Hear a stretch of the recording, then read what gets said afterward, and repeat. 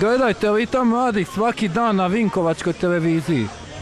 Dobro već, dragi gledatelji i gledateljice, mi se nalazimo u pravom irskom pubu, sa nama je i pravi irski vlasnik puba, ali samo zato što je iz Irske ne znači da ne govori hrvatski tečno. Možda najbolje nam on kaže o čemu se ovdje radi točno večeras.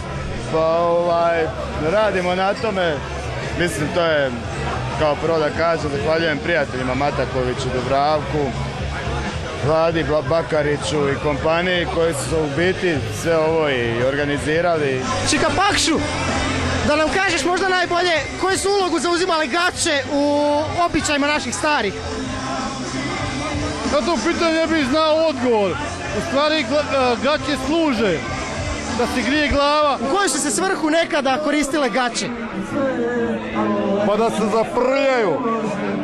Ja mislim da nema druge svrhe, nego da žene imaju posla nekog u kući. Da ne laprdaju bez veze s komšinicama i ne obilaze bez veze grad po birtijama i tako dalje. Možda nekoliko riječi o Vinkovačkim jesenima. Kakva je to vrsta manifestacije? O čemu se to točno radi? Pa ja vam ne bih znao odgovoriti na ovo pitanje. Ja sam dečko s asfalta, imam konje samo pod poklopcem svog limenog ljubimca, tako da mi je evo ja sam večeras ovdje, meni to ništa ne predstavlja. Kažu da se baviš uzgojem tronogih krava. Kako ide to? Odlično. Si možda razmišljao preći sa tronogih krava na peteronožne konje pa ih koristiti u svrhu Vinkovačkih jeseni? Ne, dok krave dok ovako dobro uspijevaju i dok imaju u Europskoj uniji prednost pred ovim običnim kravama, nemam namjeru uopće mijenjati biznis.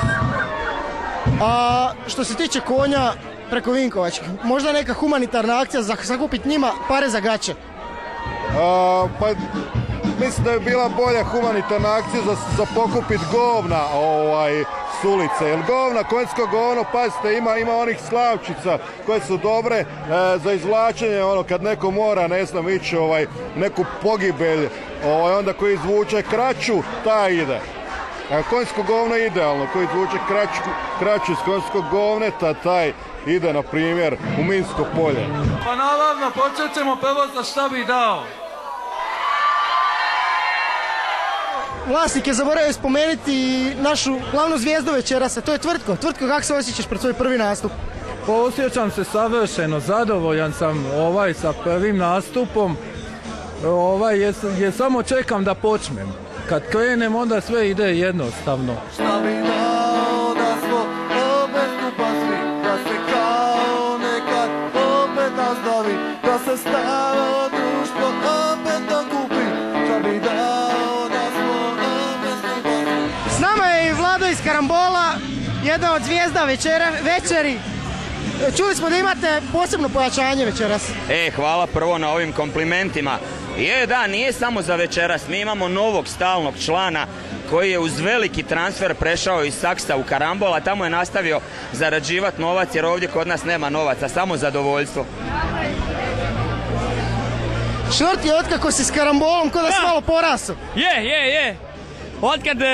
Otkad sam s Karambolom, ne bih rekao da karam do bola, ali stvarno sam se duhovno obnovio, zahvaljujući Vladi i Fiziju i Marufu. Mogu reći da sam stasao u jednu ličnost i jako puno im to dugujem, zahvaljujući pjesmi ovoga Svirepo i brutalno. Gledajte Ritam mladih na Vinkovačkoj televiziji.